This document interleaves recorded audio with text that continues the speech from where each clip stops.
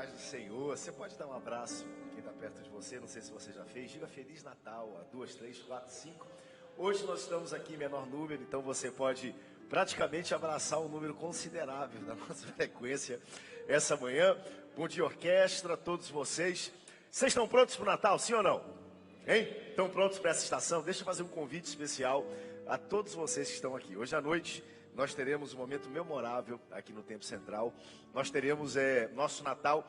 E esse ano a agenda está um pouco diferente, porque o Natal cai justamente no final de semana.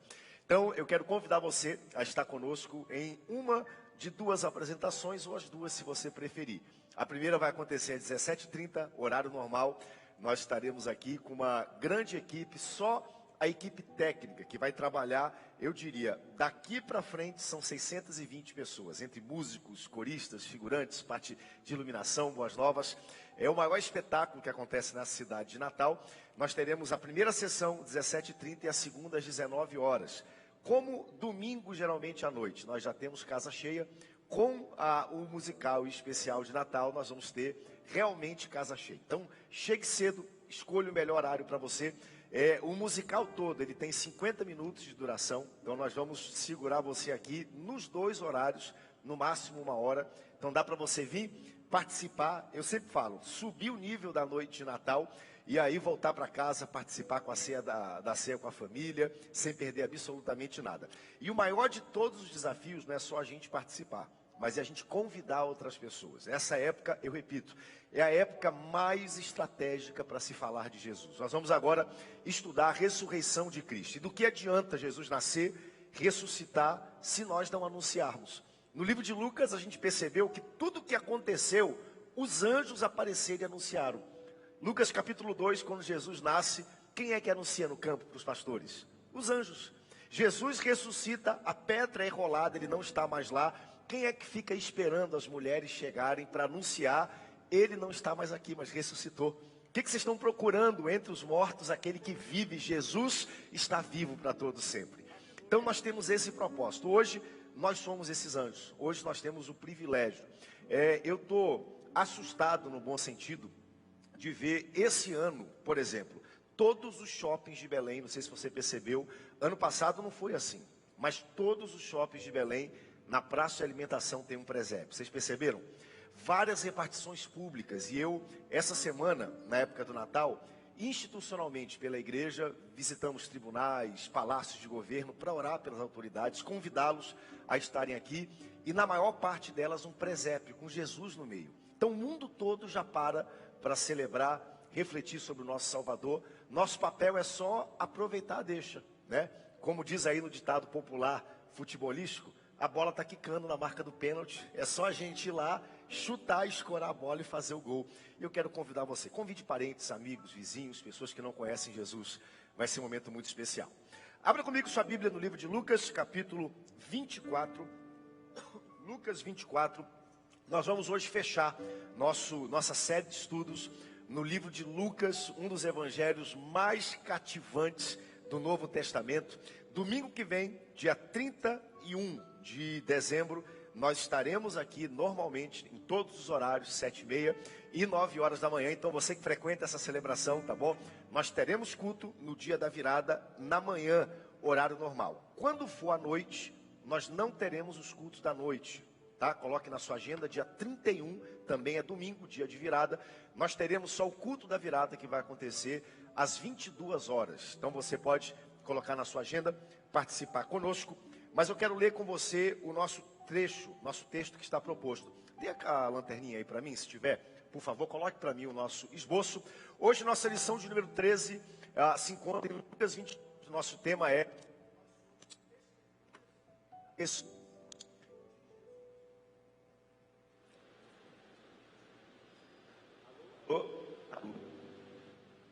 Isso, vamos lá. Nós somos testemunhas da ressurreição de Jesus. Nossa leitura bíblica se encontra em Lucas capítulo 24, versículo 29 até o 53. Eu vou pedir que você leia bem forte, que você me empreste sua voz, que você multiplique por 2, por 3, para nesse dia de Natal a gente poder ecoar essa mensagem, tá bom? Eu vou ler o versículo 29, você vai ler o 30 e nós vamos juntos ler o nosso texto proposto nessa manhã. Mas eles os constrangeram, dizendo: fica conosco, porque é tarde, e o dia já declina. E entrou para ficar com eles.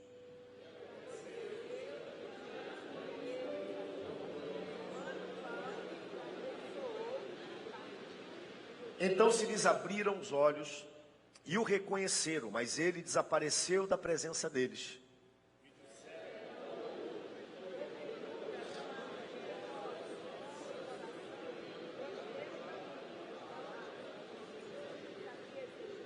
E na mesma hora, levantando-se, voltaram para Jerusalém, onde acharam reunido os 11 e outros com eles.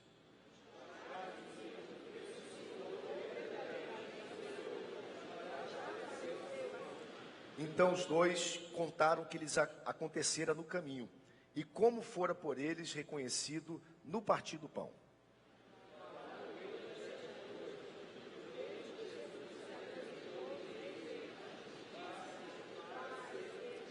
Eles, porém, surpresos e atemorizados, acreditavam estarem vendo um espírito.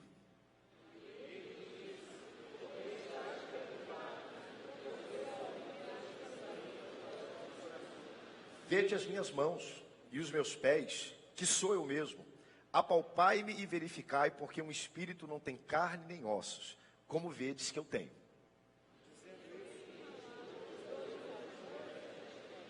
E por não acreditarem eles ainda, e por causa da alegria, e estando admirados, Jesus lhes disse: tendes aqui alguma coisa para comer?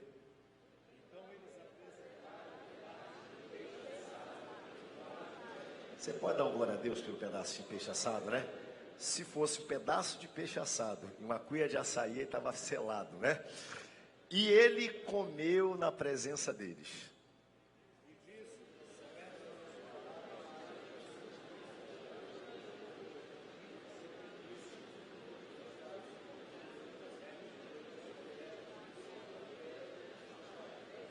(45) Então lhes abriu o entendimento para compreenderem as Escrituras.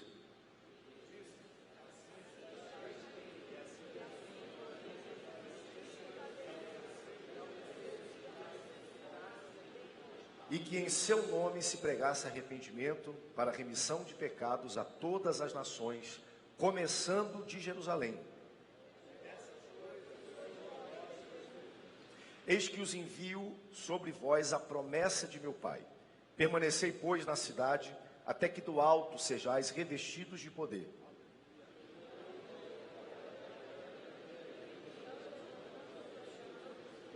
Aconteceu que, enquanto os abençoava, ia se retirando deles, sendo elevado para o céu.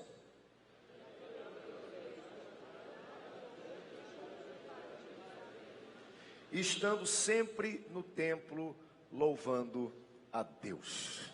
Tome seu assento, corpo sentado, mas a alma de pé. Tudo que nós lemos aqui nessa manhã aconteceu numa terra muito preciosa, a terra de Jerusalém. Nós temos orado muito pelo que acontece no Oriente Médio, embora a notícia já seja que a atividade turística, econômica já começa a retornar lá na nação de Israel. Nós tivemos ano passado participando, como vamos todos os anos, numa caravana, e quando a gente visita a Terra Santa é impressionante, porque você acaba vendo o potencial turístico e religioso que existe naquela terra. Por exemplo, você andar no Mar da Galileia é algo impressionante. O Rio Jordão, não tem como errar, você vê os trechos, o que a Bíblia diz aconteceu lá, Mar Morto, Monte das Bem-aventuranças, Cafarnaum, Belém, Jerusalém. E quando a gente anda e visita a Terra Santa, você vai descobrir que você vê talvez o local de maior diversidade cultural no planeta. Pessoas de toda raça, tribo, línguas e nações se dirigem àquela terra para conhecer pontos que são históricos, mas acima de tudo pontos que são religiosos. Pontos que marcam a nossa fé, principalmente o que nós lemos aqui no livro de Lucas. E quando a gente dá uma olhadinha para todo esse potencial turístico, religioso que existe em Israel, todo ano a gente descobre, quando volta, que existem novas descobertas arqueológicas, novos locais que eles descobrem. Por exemplo, o tanque de Siloé na Bíblia. Já ouviu falar? Lembra da história do tanque de Siloé? Foi descoberto esse ano. é uma história bíblica que muita gente às vezes diz, será que aconteceu? E esse ano se descobriu o local exato do tanque de Siloé, se provando exatamente aquilo que a Bíblia dizia. Eu lembro que na última vez que eu fui a Israel, eu perguntei para um grupo de guias, a gente parou num restaurante, tinha um grupo de guias, eu perguntei a eles, qual seria a principal descoberta arqueológica, do ponto de vista dos israelenses e dos judeus. E eles me disseram, olha, a principal descoberta que nós ansiamos um dia encontrar é a Arca da Aliança. É a história que talvez ratifica a fé judaica, com toda a história de Moisés, o maior dos profetas, e até hoje esse adereço ele não foi encontrado, localizado, mas é um desejo deles. Aí um dos guias, que era um guia árabe cristão, falou, olha, talvez o principal achado arqueológico, que muita gente gostaria de achar, mas nunca vai achar, é um túmulo com o corpo de Jesus. Eu parei para ouvir assim, mas espera lá, a gente sabe que já foi encontrado, historicamente esse lugar já existe. Pois é, mas até hoje tem gente que procura e almeja achar um túmulo com o corpo. A Bíblia diz em 1 Coríntios capítulo 15, o apóstolo Paulo ele diz, se Jesus não ressuscitou, a nossa fé ela é vazia e sem esperança. Se Jesus não ressuscitou, então nossos pecados ainda não foram perdoados e nós andamos na nossa morte. Mas a recíproca também é verdadeira. Se Jesus ressuscitou, então nós temos comunhão com Deus, nossos pecados são perdoados e a nossa fé é viva, verdadeira, provada pela história. Hoje nós estamos estudando a ressurreição de Cristo. Gente, a ressurreição é um dos principais pontos de alicerce da nossa fé. Se você olhar qualquer tipo de confissão religiosa, e claro, Jesus, dentre tantos outros líderes que apareceram ao longo da história, pessoas que trouxeram sobre si ou afirmaram poder perdoar pecados, Jesus é a única pessoa que consegue reunir 3 características indiscutíveis. Primeira delas, o impacto que Jesus teve sobre a história. É indiscutível que não existe, não existiu e jamais existirá um ser humano que ande por essa terra, que impacte esse mundo tanto quanto o nosso Senhor e Salvador Jesus Cristo. Ele veio numa época onde não havia televisão, rádio, comunicação, aonde o Império Romano abafou aquela mensagem até onde podia, e 2000 anos depois o mundo todo celebra o Natal, o nascimento do nosso Messias. Tem um nome que impactou a história.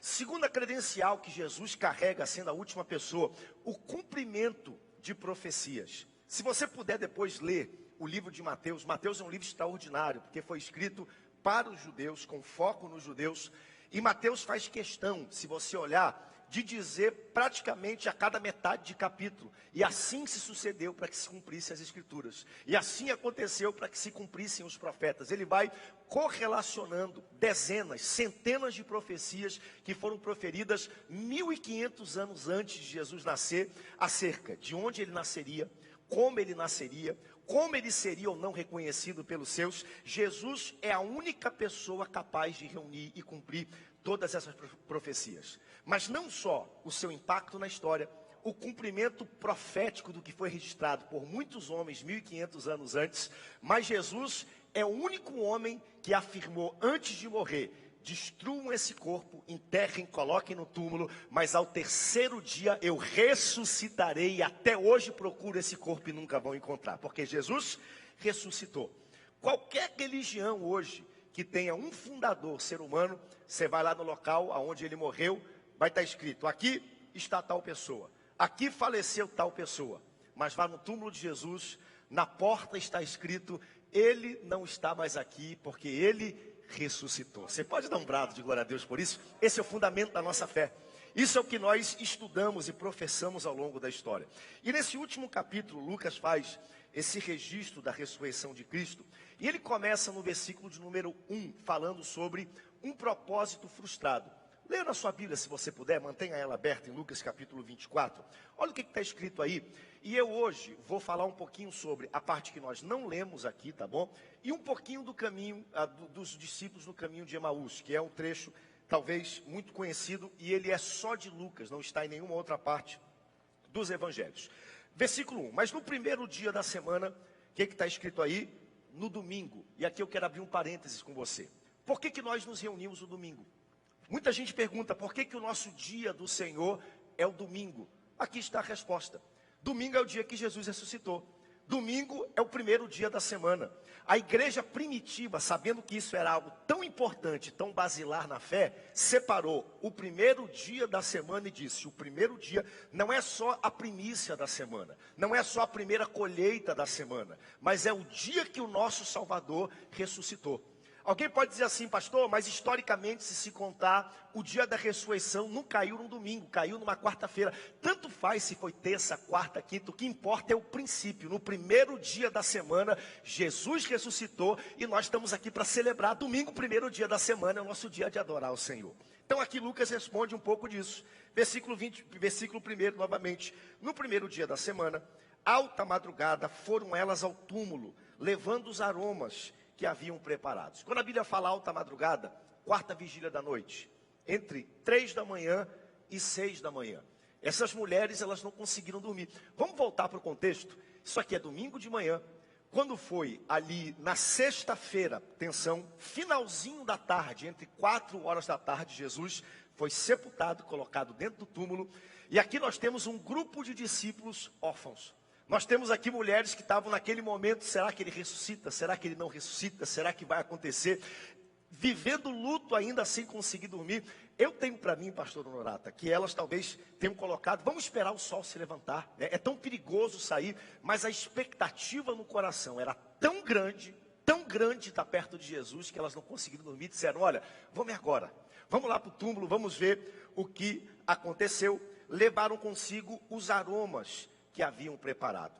Por que elas foram domingo de manhã levando os aromas? Na religião judaica, o costume era se embalsamar, preparar o corpo de alguém antes do funeral. Qual foi o grande problema com Jesus? Jesus foi crucificado na sexta-feira. Jesus foi declarado teoricamente morto ali entre 3 e 4 da tarde, e ele tinha que ser sepultado antes das 18 horas, porque começava o Shabat. Então não houve tempo apropriado para que preparasse o corpo de Jesus para o seu sepultamento. Então as mulheres pensaram: bom, para que a gente entregue a ele um funeral digno, entregue para ele um momento digno, nós vamos, no primeiro momento que tivermos a oportunidade, vamos lá preparar o seu corpo. E isso, gente, é algo extremamente profético. Lembra no livro de Mateus, quando Jesus nasce? Lucas capítulo 2 é o relato mais extenso e mais detalhado do nascimento de Jesus. Mas no livro de Mateus, nós temos um detalhe. Os sábios vêm do Oriente, né? A Bíblia não diz que são 3, a Bíblia diz que foram 3 presentes. E a gente diz que foram 3 sábios, mas poderiam ser 10, poderiam ser 15, 20, a gente não sabe. Mas eles trouxeram 3 presentes. Qual foram os presentes? Ouro, incenso e mirra.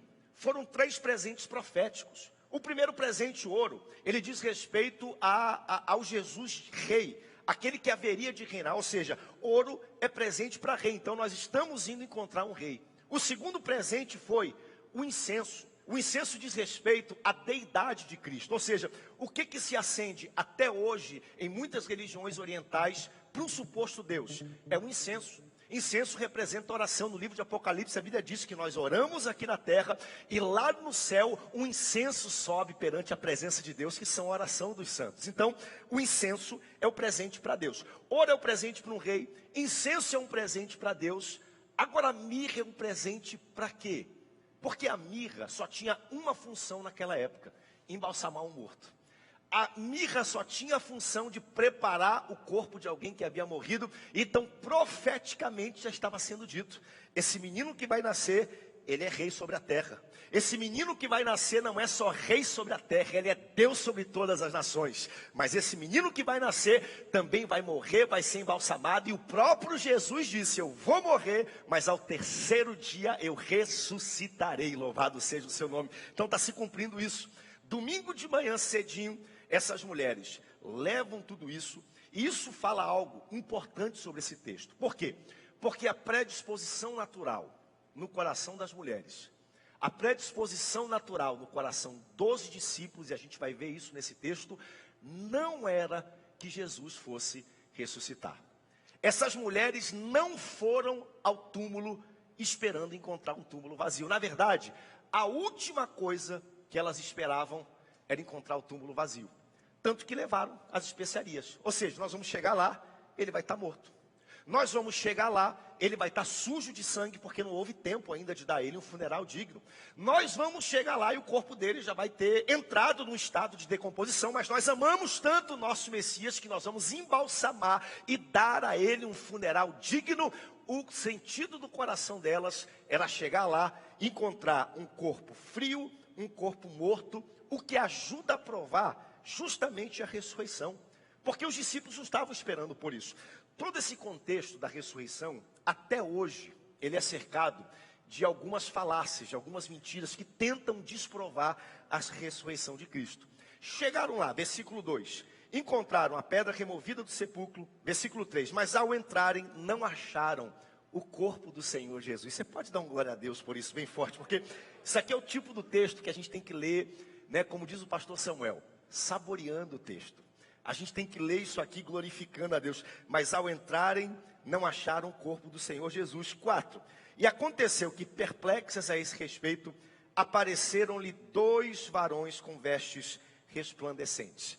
A Bíblia não diz que eram anjos aqui, mas em outros evangelhos a Bíblia identifica expressamente como sendo anjos que apareceram para anunciar. Versículo 5. Estando elas possuídas de grande temor, obviamente, eu também estaria, né? Se eu vou visitar alguém num cemitério e a pedra está rolada, a pessoa não está lá, 2 pessoas com vestes resplandecentes brancas aparecessem, você pode dizer o que você quiser, todos nós seríamos tomados de grande temor e ficaríamos perplexos. Baixando os olhos para os chãos, lhe falaram. E olha só que frase poderosa, gente, isso aqui define a nossa fé. Isso aqui define o que nós acreditamos. Olha o que está escrito aí no finalzinho do versículo 5. Porque buscais entre os mortos aquele que vive, louvado seja o nome do Senhor. Nossa justa esperança. Porque buscais entre os mortos aquele que vive. Eu vou correr aqui, porque eu não gostaria, eu tenho tão pouco tempo no primeiro culto, né, para falar sobre a questão dos anjos. Mas aqui novamente, versículo 6, os anjos anunciam e diz, ele não está mais aqui, mas ele ressuscitou. Olha o que diz o finalzinho do versículo 6. Lembrai-vos de como ele vos preveniu, estando ainda na Galileia. Coloca para mim o versículo 6, por favor, mídia, aqui na tela. E eu quero rapidinho falar sobre esse versículo que para mim é um versículo importante, que está aqui no texto. E deixa para mim o versículo 6, vou usar o 6, o 7, o 8, mas coloquem aqui para mim rapidinho. A última frase, tem como colocar na tela? Versículo 6. Mídia. Obrigado, tá bom? Lembrai-vos de como ele vos preveniu, estando ainda na Galileia. Por que é importante esse texto aqui e o que aconteceu aqui nesse ponto? Isso aqui quem está dizendo são os anjos. Os anjos estão dizendo isso para as mulheres. Por quê? Porque as mulheres não acreditavam que Jesus estava vivo. Então os anjos estão dizendo, Jesus falou que isso ia acontecer para vocês, ó, lá na Galileia.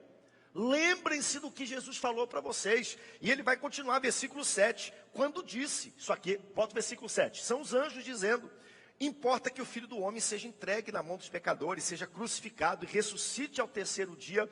Olha que coisa poderosa é o versículo de número 8 que vai aparecer. Depois dos anjos dizerem isso, então se lembraram das suas palavras. Por que nós nos reunimos na casa? Você já fez essa pergunta? Por que a gente frequenta a igreja?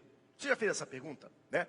Hoje em dia, esse ato tão precioso, tão importante que nós temos aqui, e eu quero parabenizar vocês, porque hoje, dia 24 de dezembro, véspera de Natal, eu sei que todos nós, todo mundo que está aqui, frequenta fielmente a igreja. Eu conheço vocês, são pessoas que estão aqui o ano todo, né?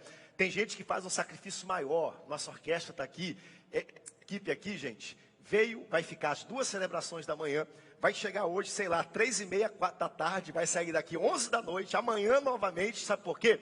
Porque nós amamos estar na presença de Deus, vocês são privilegiados, amamos estar na presença de Deus, mas isso já está perdendo o objeto para muita gente. Hoje em dia tem gente que já não quer mais congregar, não valoriza mais isso que nós temos, e o apóstolo Paulo disse no livro, talvez o apóstolo Paulo, o escritor do livro aos Hebreus, que eu acredito, talvez tenha sido o apóstolo Paulo, diz assim, não deixem de congregar, como já é o ato de alguns. Não deixem de estar na presença do corpo de Cristo. E ele continua dizendo, quanto mais se aproxima a vinda de Cristo, mais vocês precisam congregar. Quanto mais a gente vê guerras, rumores de guerra, o amor de muitos se esfriando, pestilências, as dores de parto, Mateus capítulo 24, Jesus se aproximando para voltar à sua igreja, mais nós precisamos estar na presença de Cristo, adorando e glorificando o seu nome. Por que nós fazemos isso? Porque ao longo da jornada, a vida acontece. Pastor, o que é a vida? As decepções, a morte, a dor, a traição, as enfermidades, o dia do desânimo. Todo mundo sabe o que é isso. Ninguém aqui está isento de passar por problema, ninguém tem patente de problema. Nós somos seres humanos e todos nós que estamos aqui nessa manhã passamos por dificuldades. É ou não é verdade, né? Você quer olhar para alguém que passa por desafios? Olha para mim, eu passo por desafios. Depois olhe para um espelho e diz, eu passo por desafios. Por que nós frequentamos a igreja? Porque ao longo da jornada os desafios vão chegando e eles tiram a visão daquilo que Deus já nos falou que vai acontecer. E a gente esquece. Ah, pastor, eu não esqueço. Conversa sua, todos nós esquecemos.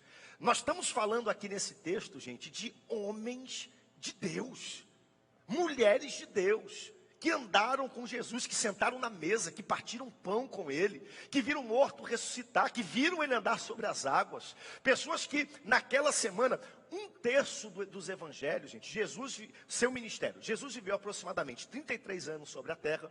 Jesus teve seu ministério público durante 3 anos aproximadamente, mas 1/3 dos ministérios diz respeito aos últimos 5 dias da vida de Jesus.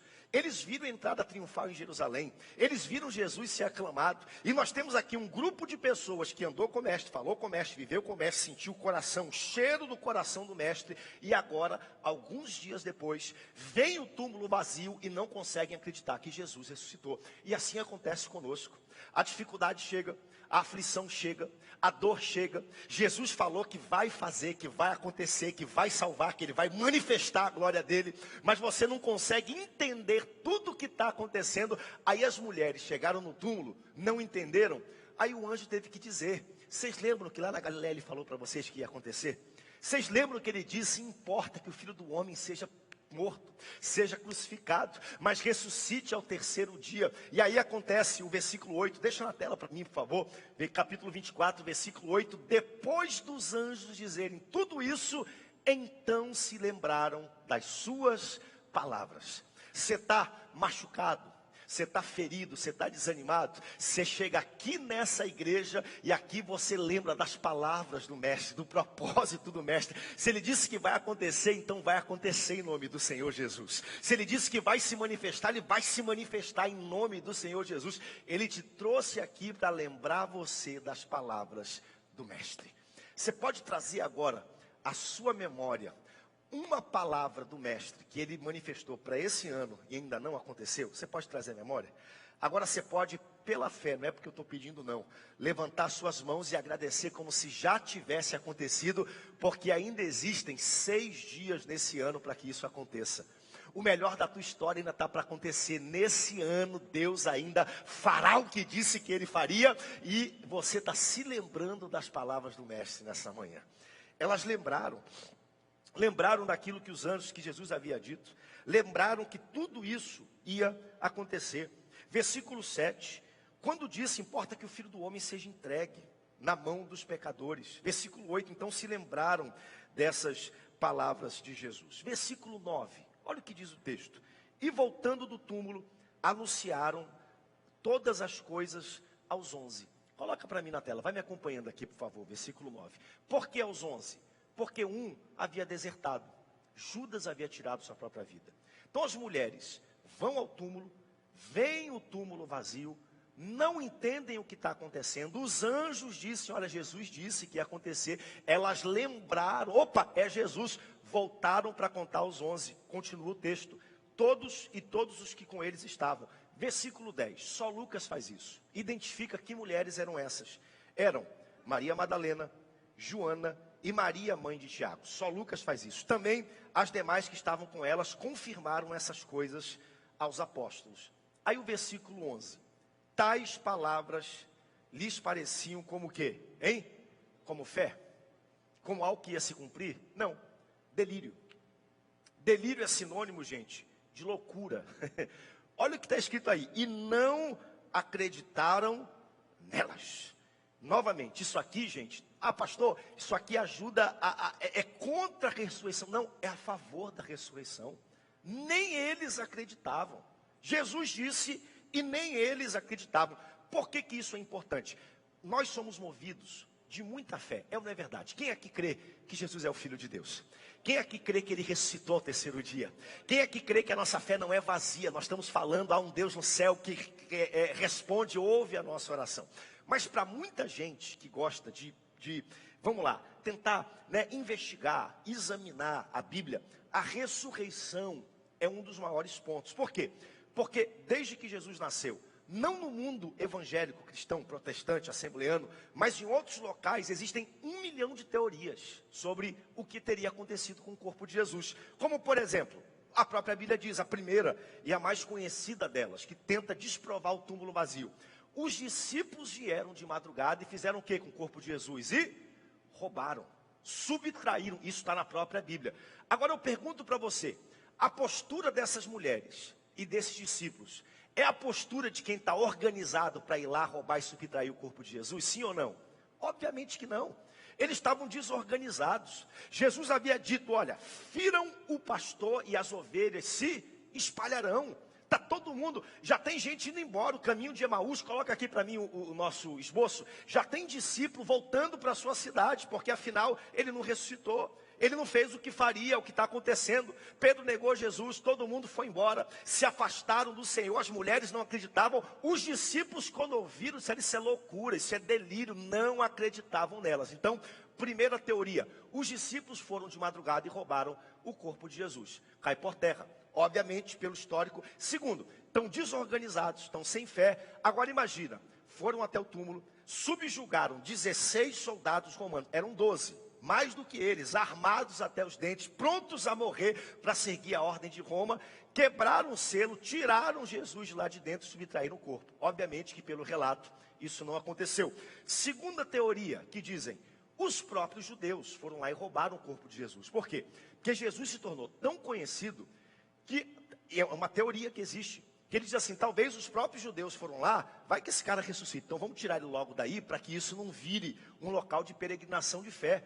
Mas o evangelho e a igreja cresceu tanto naqueles primeiros dias, que para destruir o cristianismo, era só apresentar o corpo de Cristo, né? Se tivessem roubado, era só dizer, está crescendo, está dizendo que ressuscitaram, está aqui, o Cristo morto. Não, ele não ressuscitou. Então essa teoria também cai por terra, porque isso não aconteceu.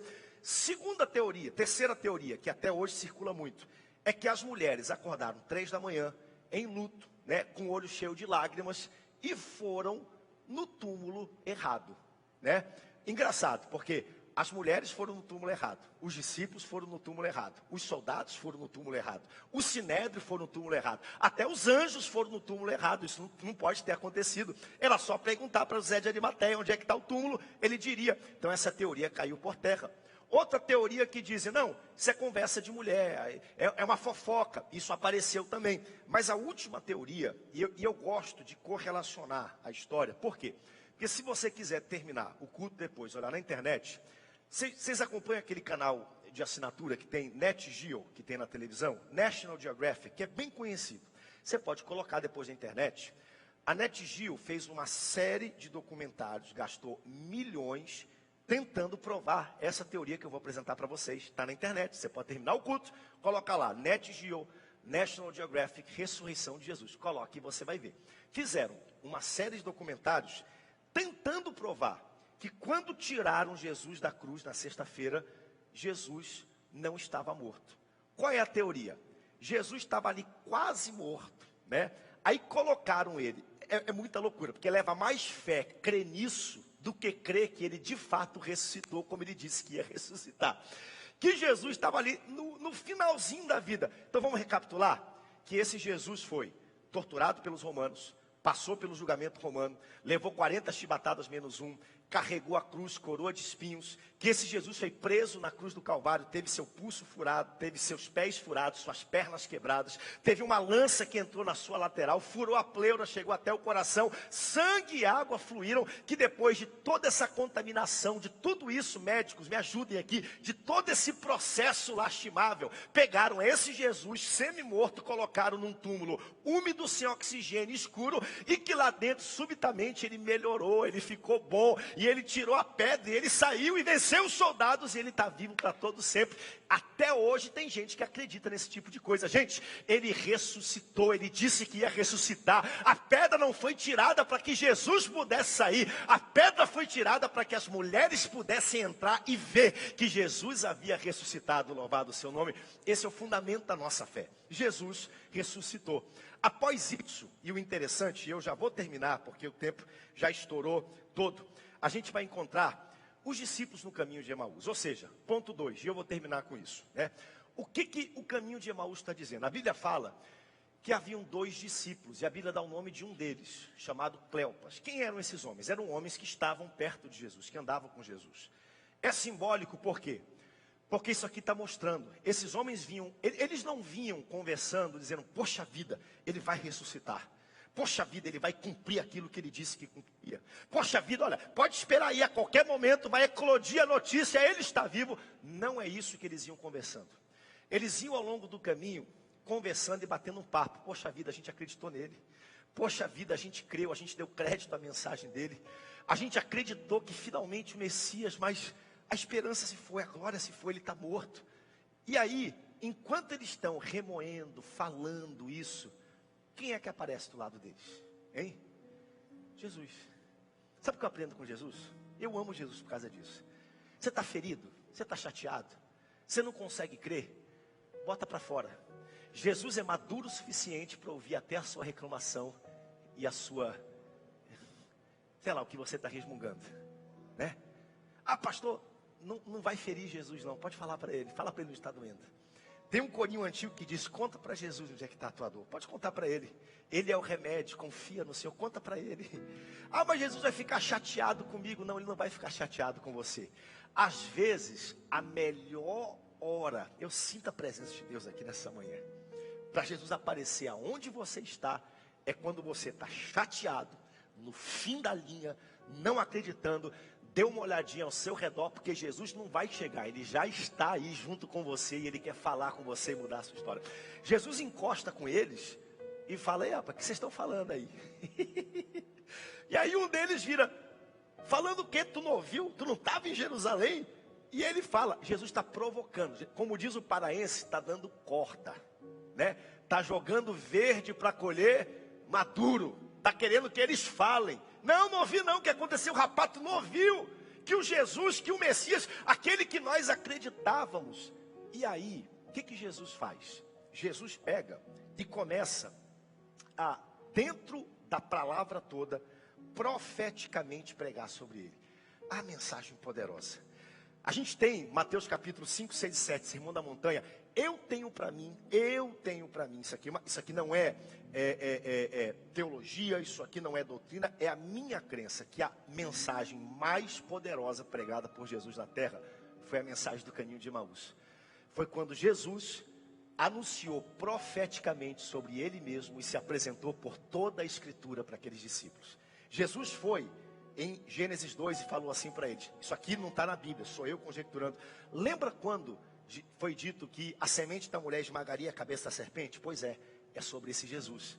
Lembra em Gênesis 22, quando Abraão foi oferecer seu filho Isaque, que não tinha, de repente o cordeiro chegou? Pois é, o cordeiro sou eu, Senhor Jesus, que está se apresentando. É esse que diz, toda a palavra ele foi se apresentando. Quando chegou em Emaús, Jesus falou, ó, tchau, vou continuar. Eles disseram, Senhor, fica conosco, já é tarde, senta para comer o pão. Eles não sabiam que era Jesus. Senta, está tão boa a conversa que a gente está tendo contigo, senta com a gente. Jesus consente em sentar. Aí pensa comigo essa cena, deixa eu pegar uma cadeira aqui, né? Pense comigo essa cena, né? Na hora do jantar, naquela época não tinha cadeira, né? Sentavam no chão, mas eu vou colocar aqui só para colocar e exemplificar. Eles sentam na mesa, né? Se purificam. O que era o ato de purificar? Lavavam os pés, as mãos, lavavam o rosto. Esse era o ato e o rito judaico da época. E aí, alguém tinha que dar graças e partir o pão. Quem foi que se propôs a fazer isso? O estranho do caminho de Emaús. Quando o estranho do caminho de Emaús pega o pão, levanta o pão e parte o pão, os discípulos falam: pera lá, a gente conhece esse cara que está partindo o pão. Esse jeito aí é um jeito que a gente conhece. É Jesus, é ele que fazia, é ele. Eles olharam para aquele homem, reconheceram ser Jesus, e Jesus, puf, some da frente deles. Que coisa fantástica. E aí quando Jesus foi embora, sabe o que eles disseram? Não nos ardia o coração quando nós ouvíamos ele falar sobre a palavra. Eles lembraram de tudo que Jesus foi dito. Sabe, a palavra para você hoje, sabe o que faz o nosso coração arder? É a palavra. A palavra. Tem gente aqui hoje que está tão preocupado com a próxima novidade, com a próxima revelação, com a próxima palavra que vai ser liberada. Deus te trouxe aqui nessa manhã para te dizer: não te preocupe com a próxima, age na que eu já te dei, crê na que eu já te dei, tenha fé na que eu já te dei. O que Jesus disse para eles no caminho de Emaús não foi nenhuma novidade. Jesus foi na lei, nos profetas, eles já conheciam todas aquelas histórias. A única coisa que Jesus fez foi abrir os olhos na palavra, de que tudo o que aconteceu com ele, que ele ressuscitou, já estava previsto. E aí eles disseram: nosso coração ardeu quando nós ouvimos isso. Ardeu. Sabe, volte para a palavra. Está lá. Tudo que nós precisamos está lá. Tudo o que aconteceu aqui nesse texto, Lucas capítulo 24, já estava escrito, já estava profetizado. Jesus ressuscitou e ele vive para todo sempre. Dobre sua cabeça comigo nessa manhã. Pai, nós queremos te agradecer pela tua palavra. Eu quero te pedir que nessa manhã de véspera de Natal, nós possamos dizer: não nos ardeu o coração quando nós ouvimos a tua palavra. Senhor, nos leva de volta. Nós estamos vendo aqui, Senhor, um caso crônico que acontece nos dias de hoje, de homens de Deus, mulheres de Deus, que não conseguiam crer em algo tão importante, porque esqueceram da palavra. Não havia Bíblia naquela época, mas a palavra estava sendo manifesta e revelada pela tua boca. E quantas vezes nós não cremos na cura, nós não cremos na salvação, na restauração, nós não cremos no novo de Deus, Pai, porque nos falta confiança na verdade, é na palavra, Senhor. Que nós possamos voltar para a tua palavra e dizer: não nos ardia o coração quando nós ouvíamos falar da palavra. Pai, hoje de manhã nós temos pessoas que estão no caminho de Emaús, pessoas que estão voltando para a antiga vida, pessoas que estão querendo voltar de onde saíram, Pai, mas tu os trouxestes aqui para dizer: eu estou com você, eu encontro, eu entendo o seu coração, tem de bom ânimo, no meio desse culto você vai me encontrar, vai ter um encontro, vai reconhecer que eu estou falando com você. Nós te glorificamos, nós te celebramos, nós te exaltamos nesse Natal, nós levantamos um brado de alegria, um brado de júbilo nesse lugar, para dizer que tu és o rei da humanidade, digno do ouro, que tu és o Deus de toda a terra, digno do incenso e da adoração, mas que tu também, Senhor, é digno da mirra, Senhor. Por quê? Porque alguém tinha que pagar o preço dos meus pecados, alguém tinha que pagar o preço, Senhor, da minha condenação. O escrito de dívida que estava sobre mim tinha que ter que ser quitado por alguém. E no Natal, Senhor, tu dissestes: esse plano vai começar a ser escrito. Ele vai de Belém da Judeia até a cruz do Calvário em Jerusalém. E quando ele terminar na cruz do Calvário em Jerusalém, será dito: está consumado. Tetelestai, está pago o preço. E nós te louvamos por isso. Essa é a nossa oração, a nossa súplica em nome de Jesus. Amém. Dê um brado de glória a Deus e um aplauso ao nosso Deus se você está feliz. Dê uma olhadinha aqui nesse vídeo rapidamente.